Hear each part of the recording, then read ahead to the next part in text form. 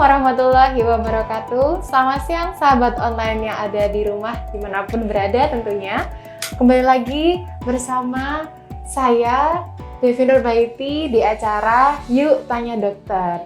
Nah, siang hari ini bertepatan pada Hari Tuberkulosis Sedunia. Nah, seperti yang kita tahu, TBC ini masih menjadi masalah kesehatan di dunia ya teman-teman semuanya. Bahkan menurut Global TB Report WHO 2021, Indonesia ini merupakan ranking ketiga untuk TBC. Nah, jadi untuk mengupas tuntas tentang TBC pada siang hari ini, saya ditemani oleh dokter spesialis paru Rumah Sakit Islam Fatimah Banyuwangi, Dr. Dedi Sasongko.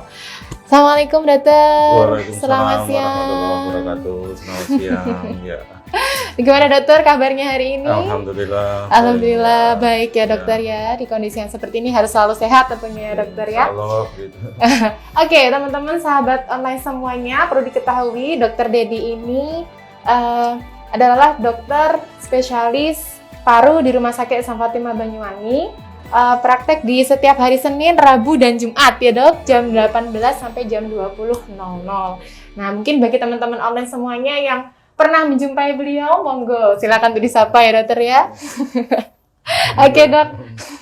Oke, tema siang hari ini adalah tentang eliminasi TBC, selamatkan bangsa, gitu ya dok ya. Nah, oke, langsung saja ini dok, kita mengupas sedikit tentang TBC, mulai tentang apa itu TBC dan bagaimana cara pencegahan, pengobatan dan lain sebagainya. Monggo dokter Dedi saya persilahkan.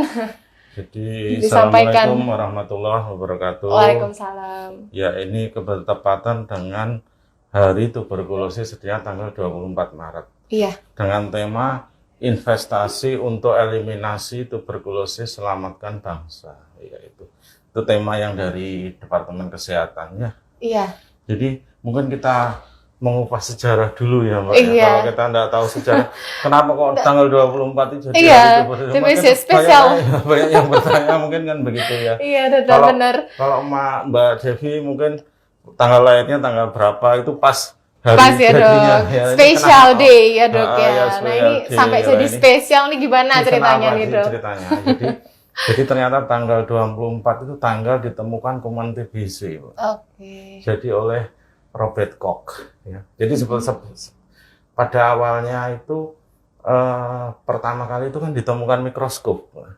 Nah, setelah penemuan mikroskop ini akhirnya kan berkembang. Akhirnya Robert Koch ini dari Jerman berhasil menemukan kuman TBC pada tanggal 24 Maret ini. Tahunnya agak lupa saya. Oke. Sebelum Perang Dunia II ini. Oke. Sudah lama sekali. Dan penyakit TB ini sebenarnya penyakit yang sudah lama. Ya. Sudah lama sekali Sudah ya lama dok sekali. Ya ini dibuktikan dengan apa? Dibuktikan dengan adanya mumi. Ya, mumi itu yang di Mesir itu tahun kurang lebih 400 tahun sebelum Masehi. Itu ada TBC tulang di situ. Oh sudah ada ya dok ya? Sudah ada. Jadi Ada mumi. penyakitnya biasanya penyakit yang lama ini kan sudah punah ya. Tapi ternyata di tempat kita ini masih menjadi penyakit yang ya bahkan jadi nomor 3 ya. Iya. Dunia. Kemudian tanggal ini ya setelah abad ke-17 itu beberapa ya kerajaan ya seperti di Prancis itu Louis keberapa itu juga menderita TB. Dan sebagainya. Jadi sejarahnya panjang. Ya, Dan sampai sekarang ya dok. Sampai sekarang. Masih. Dan pengobatan pun ada riwayatnya. Oh gitu ya dok ya? Ya jadi pengobatannya itu ya Mbak Devi pernah dengar sanatorium? Pernah dengar nggak kira-kira sanatorium itu? Sanatorium, wah ini Ya, kurang familiar nih. Iya, Mungkin kurang juga familiar. teman-teman Iya, juga jadi- kurang familiar dok dengan Iya. istilah itu. Biasanya dulu adanya kalau daerah sini di Batu. Oh, Jadi gitu. sanatorium itu tempatnya di pegunungan yang udaranya sejuk. Ya, jadi itu peninggalan zaman Belanda. Jadi zaman dulu TB itu tidak diobati, Oh malah. hanya ditaruh di sanatorium sebelum pada obat-obatan ya. diberi makanan yang bergizi dan sebagainya. Kalau pagi berjemur, begitu saja gitu. Ya dulu-dulunya sebelum penemuan obat. Ya. Dan penemuan obat ini panjang juga ceritanya. Ya, jadi dulu sebelum Perang Dunia Kedua, ya sebelum 1945 itu ada yang namanya penisilin. Oh, penisilin, iya, pernah tahu penisilin. Ya, itu obat itu pertama kali dicobakan untuk pasien TB. Oh, sempat ya dok ya? Ya, dicobakan. Dan setelah Perang Dunia Kedua, kira-kira tahun 50-an, itu ketemu yang namanya obat streptomycin.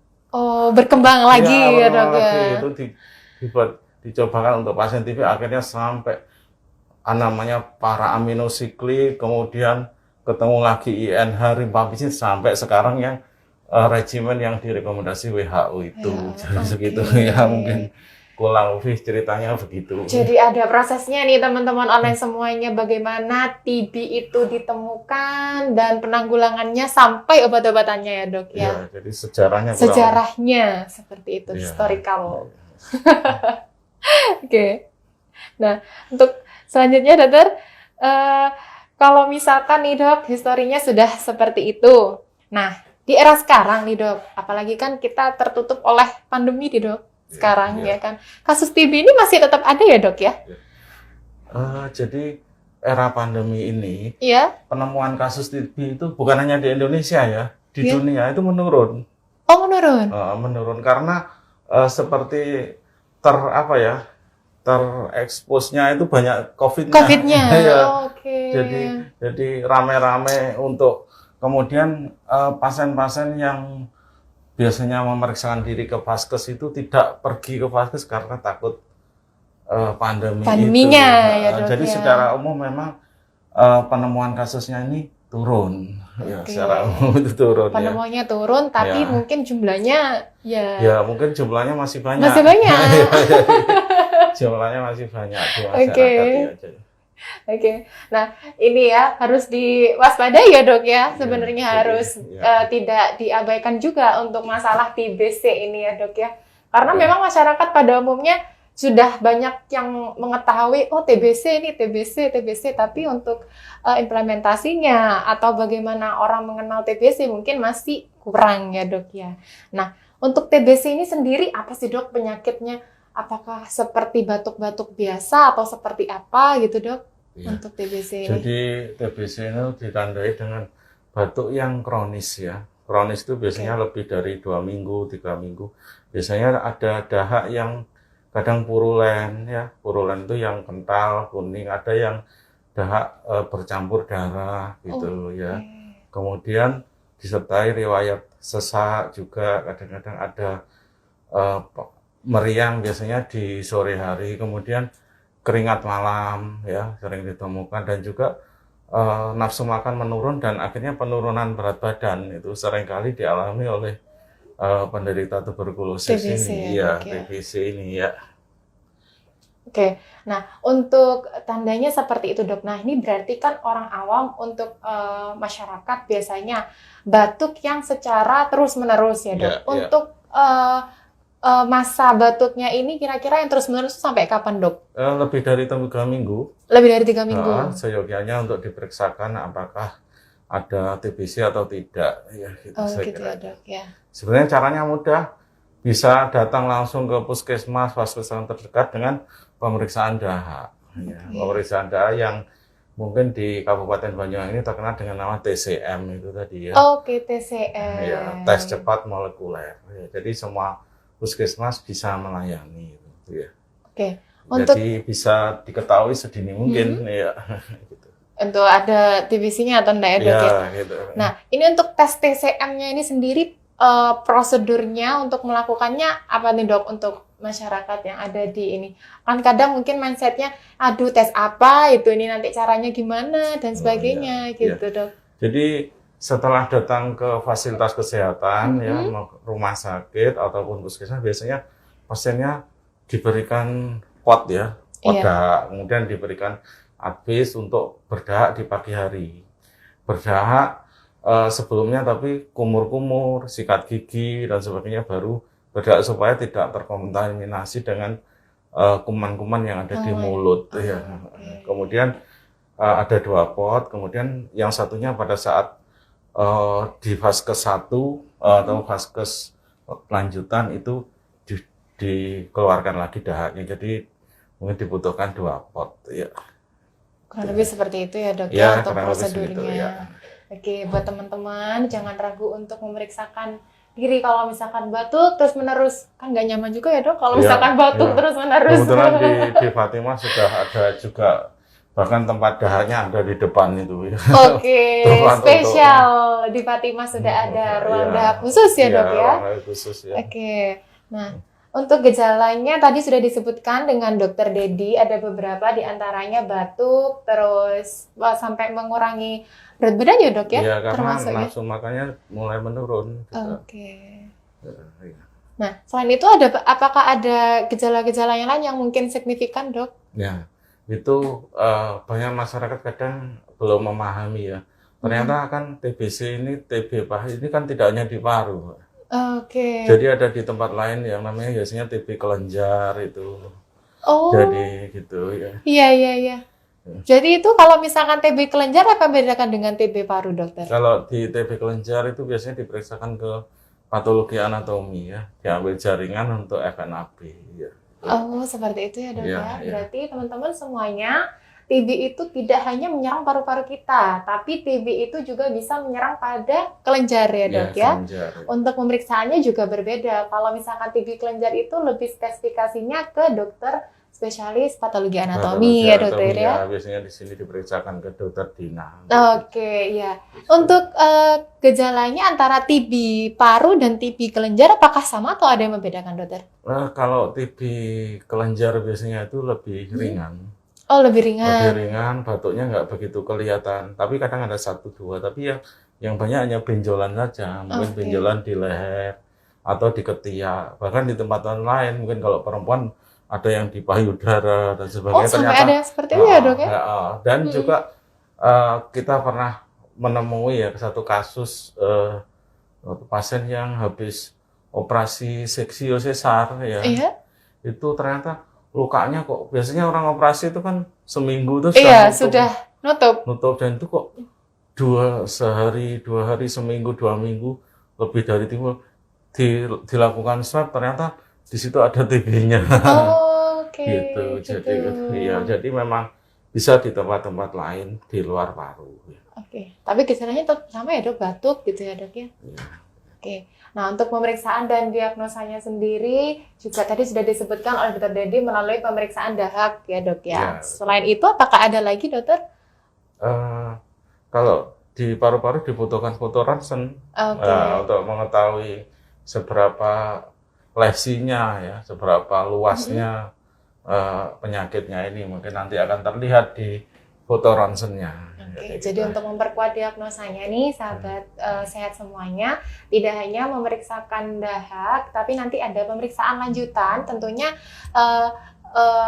sesuai dengan rekomendasi dokter ya dok ya. Ya, Untuk ya. selanjutnya dilakukan pemeriksaan pada paru kita ya dok ya, ronsen. Ya. Nah, untuk pencegahan TB nih dok sekarang kita lanjutkan. Pencegahan TBC sendiri bagaimana nih dok? Kan biasanya para masyarakat taunya TBC. TBC itu kan istilahnya sama seperti batuk biasa. Bagaimana kalau misalkan orang lain yang batuk tapi kita tidak tahu orang itu TBC atau tidak kan dok? Ya, Bagaimana jadi cara pencegahan? mungkin ini masih era pandemi. Pandemi. Ya. Era pandemi. Iya. Era pandemi. Betul kita mungkin masih pakai masker, jaga Iya, jarak ya. menjalankan Mungkin protokol. dulu sebelum pandemi kan kita mungkin nggak pakai masker dan sebagainya. Yang jelas ya penderita yang menderita TBC itu harus mengenakan masker. Oke. Juga orang-orang di sekitarnya itu harus menggunakan masker juga. Ini salah satu supaya mengurangi droplet dari penderita ke pasien yang sehat. Ya itu. Itu salah satu pencegahannya. Pencegahan kedua ya tentu lingkungan ya, lingkungannya harus baik, misalkan rumahnya itu ventilasinya baik, Harus baik. Pencahayaannya harus cukup, Baik, cukup. ya karena dengan sinar matahari dan sebagainya itu kuman TB itu mati. Oke. Jadi Harus ya, itu ya dok ya? dan kuman TB sendiri karakteristiknya suka di tempat-tempat yang lembab. Lembab. Ya, yang lembab, yang nggak ada cahayanya, yang sirkulasi udaranya tidak baik gitu ya. Oke. Itu ya dok. Berarti disarankan untuk istilahnya berjemur ya dok ya? Nah, salah satu untuk meningkatkan vitamin D. Iya. Ya, Caring istilahnya. Sekarang mungkin sangat populer ya Iya. karena musim pandemi ini, musim COVID ini. Musim populer, COVID. ya. Ya udah, teman-teman disarankan untuk berjemur, enggak apa-apa. Berjemur ada hitam-hitam sedikit, Iya. yang penting sehat. Iya bener. Loh, karena biasanya para bule itu sukanya sama yang kayak hitam-hitam gitu. Terhindar dari penyakit tentunya ya kan. Nah, itu untuk beberapa pencegahannya terhadap TBC ya dok ya. Nah, sekarang ini kita mau membahas ke step yang lebih lanjut di mana jika ada pencegahan dan dalam pencegahan itu masih terjangkit TBC, tentunya ada pengobatan, ya dok.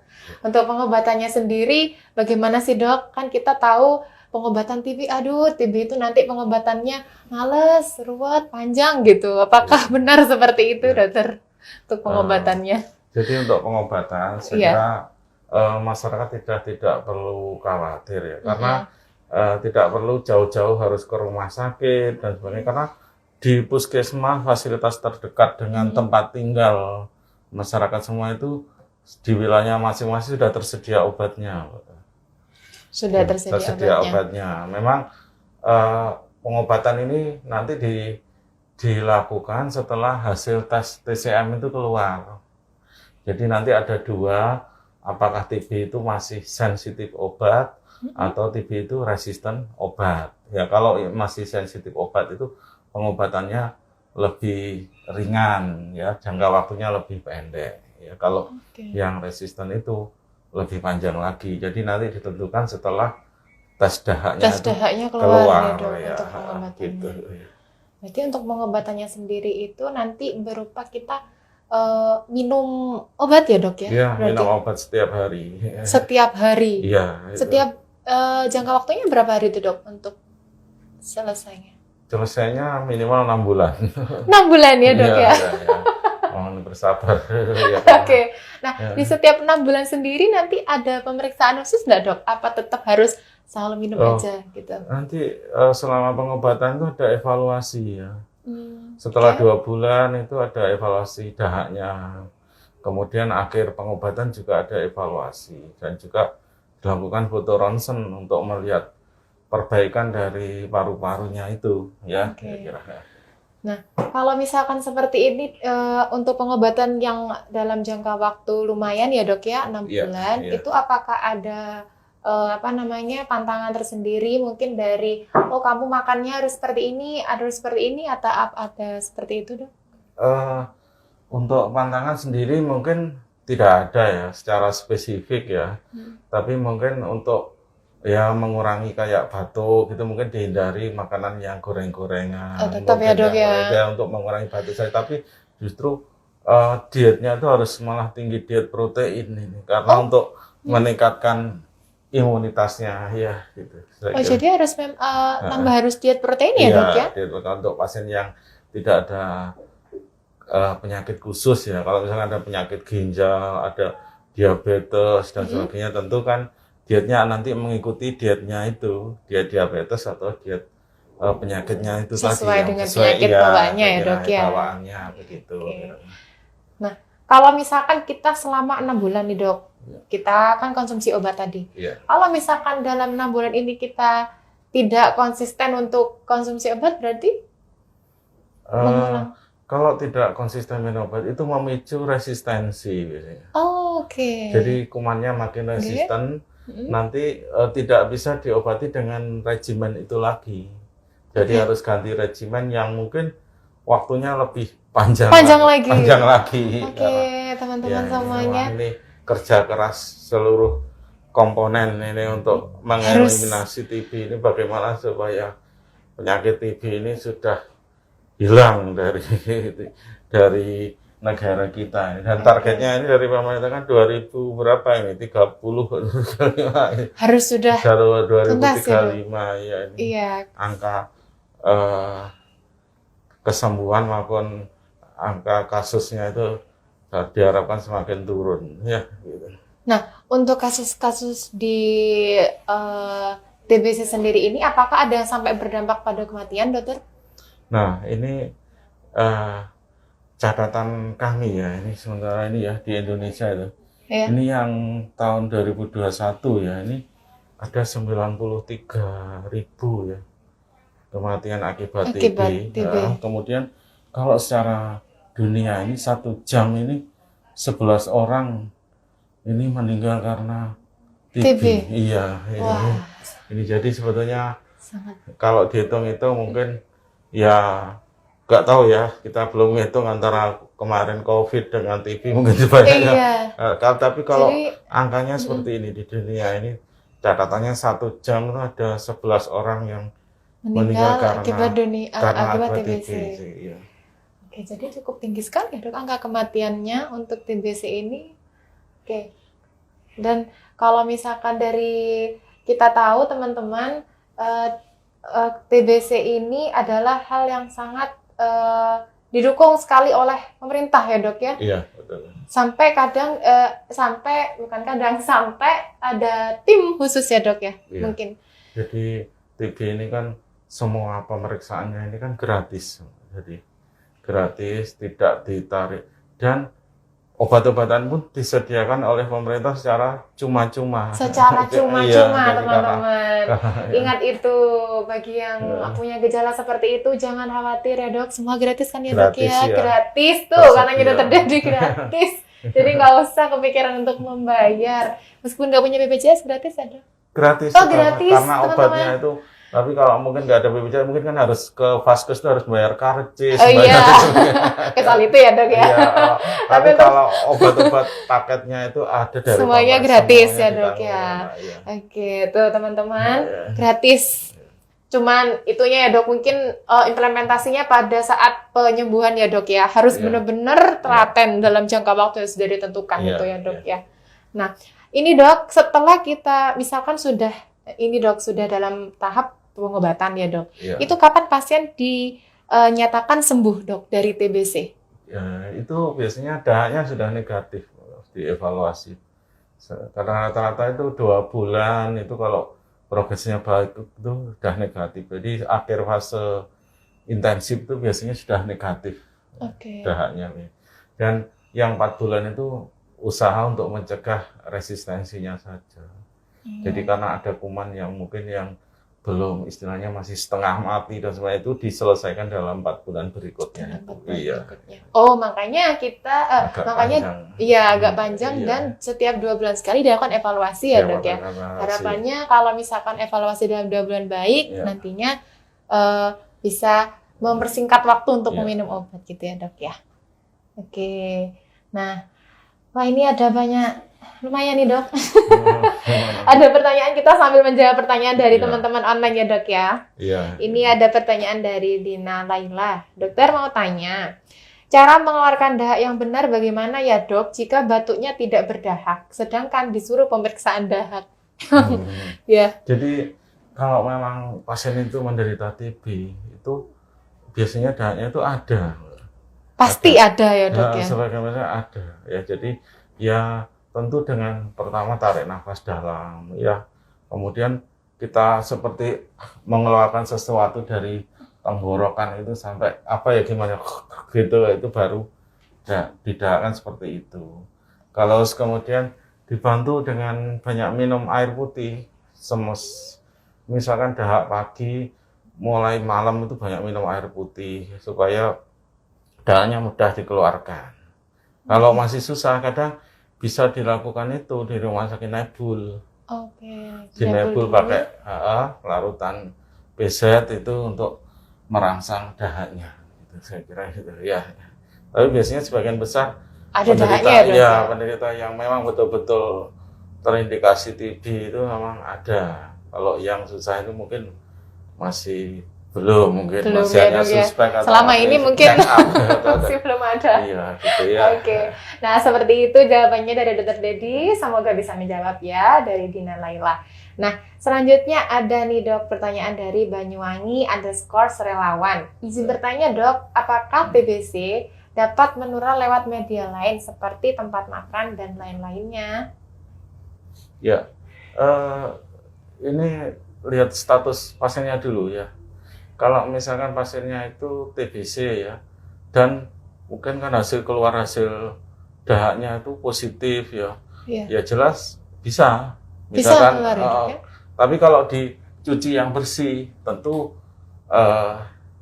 mungkin terhindar. Tapi untuk akses di rumah ya sebaiknya kita lebih amannya alat makan dan sebagainya itu disendirikan. Nah, tapi sebetulnya dengan pembersihan yang baik, disabun, dicuci, dibilas itu sebenarnya kumannya sudah terhindar. Cuma lebih amannya, lebih hati-hati, ya lebih baik disendirikan saja ya. Gitu. Oke. Oh jadi sebenarnya nih yang saya tangkap kalau misalkan seperti itu hampir sama dengan isolasi pandemi COVID ya Dok ya? Iya, hampir sama. Hampir sama seperti itu. Ya, cuma yang COVID ini kan penularannya lebih hebat. Iya, lebih hebat. Lebih hebat ya. Kalau yang ini lebih agak-agak ringan ya. Tapi harus diwaspadai juga ya Dok ya. Sama, Sama. jaraknya juga sama. Jadi. Sama untuk penularannya ya Dok ya. Oke, itu jawaban dari Dr. Dedi. Semoga bisa terjawab ya untuk Banyuwangi _relawan. Nah, ini ada pertanyaan lagi dari Indah Lestari. Izin bertanya dokter, jika pasien TB sudah dinyatakan sembuh dengan pengobatan, apakah kedepannya sudah tidak bisa terkena TB lagi ya dok? Nah, ini pertanyaan yang bagus ini. Iya, pertanyaan bagus ini tapi kepada Mbak Indah. Juga sulit juga. Wah, bagus kan, sulit. Gimana nih dok? Jadi ini yang kita kadang kita mengecilkan pasien yang sudah TB, akhirnya mereka khawatir lagi. Iya. Nah, iya benar. Jadi itu tergantung dari imunitasnya.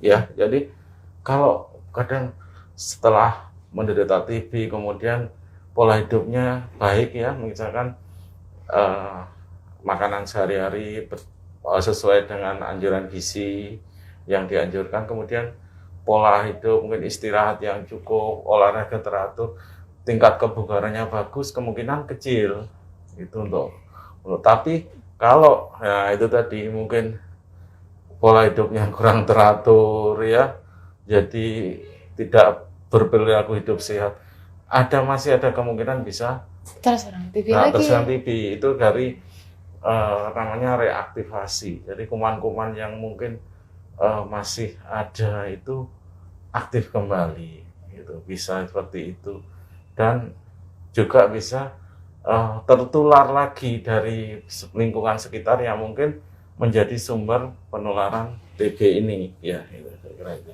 Oke, nah kalau seperti itu dok, mungkin kalau misalkan kita sebagai orang sehat mungkin ya dok, yang tidak terkena kasus TB, perlu nggak dok mengkonsumsi satu vitamin tertentu kan, karena kita tidak tahu ya dok dengan siapa kita berinteraksi seperti itu. Ya, jadi vitamin itu kan sebetulnya zat-zat yang sudah ada di dalam makanan. Iya. Kembali lagi makanan. Makanan. Jadi kalau mungkin pola makannya ini mungkin kalau vitamin D ya ada di sinar matahari, vitamin A mungkin sumbernya ada di beberapa kayak daging, kayak hati, kayak sebenarnya ada sumbernya sendiri. Jadi ya kalaupun merasa asupan vitaminnya itu kurang, ya bolehlah gitu. Vitamin ya dok ya. Tapi kalau dirasa asupan gizinya itu sudah istilahnya dulu itu 4 sehat 5 sempurna. Nah itu ya saya kira mungkin tidak diperlukan lagi. Oke, baik. Nah ini sekaligus menghimbau teman-teman online semuanya ada di rumah, jangan banyak-banyak makan junk food gitu ya dok ya. Fast food dikurangin. Oke, nah itu tadi ya mungkin pertanyaannya jadi tergantung dari imunitas tubuh kita sendiri ya dok ya, untuk bisa atau tidaknya terserang TBC kembali. Nah, oke selanjutnya, oke begitu ya jawabannya dari Dr. Dedi, Mbak Indah Lestari, semoga bisa terjawab. Nah selanjutnya dok, ini ada lumayan. Ada dari Rinawati Lismani. Assalamualaikum dokter, mau tanya. Apakah orang yang pernah menderita TB dan sembuh bisa kambuh sama sih ini pertanyaannya Sama, dok ya. ya, Sama, bisa ya, kambuh ya. lagi. Makasih sebelumnya dokter. Iya sama. Berarti tadi Mbak Riana sudah dijawab ya oleh dokter Dedi. Kalau misalkan untuk kambuhnya tergantung dengan imun kita. Jadi harus benar-benar bisa menjaga, terutama katanya dokter Dedi tadi dari makanan yang kita konsumsi ya dok ya, pola hidup. Tuh. Terus selanjutnya dok, mungkin ini terakhir ya dok, karena banyak sekali, jadi kita batasi ya teman-teman. Ada dari Mas Khalif _ Haikal. Mungkin dirangkum aja pertanyaan. Iya. Nah, mau tanya dok, apakah benar kalau sering begadang atau keluar malam dapat terkena TBC? Untuk yang kerja malam gimana ya dok, agar caranya agar terhindar? Gitu dok. Ya, ini sebetulnya antara mitos Atau fakta. fakta. Iya. Jadi sebetulnya kan secara ilmiah itu tidak ada korelasi. Misalkan kerja malam terus meningkatkan TB itu tidak.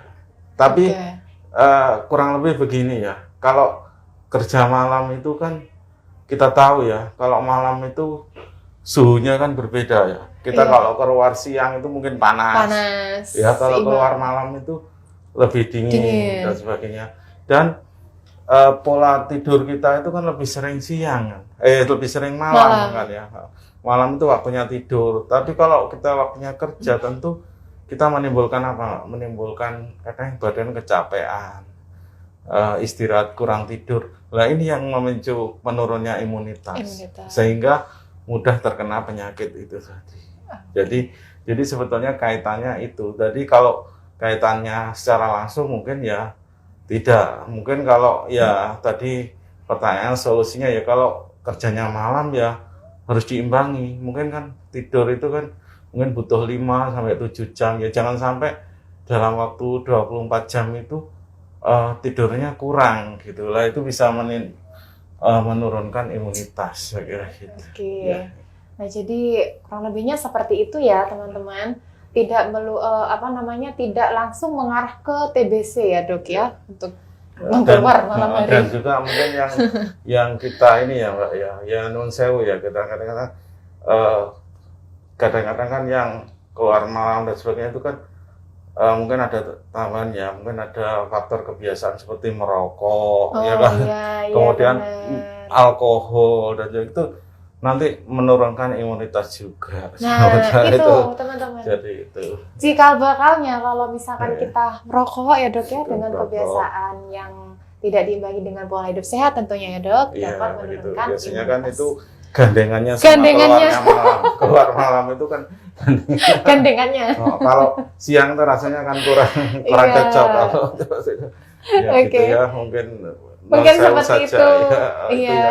Itu yang menurunkan imunitas sehingga ya sebetulnya bukan hanya TB saja, penyakit-penyakit yang lainnya itu juga bisa. Itu bisa. Intinya semuanya adalah pada pola kehidupan kita ya dok ya, harus tetap dijaga keseimbangannya.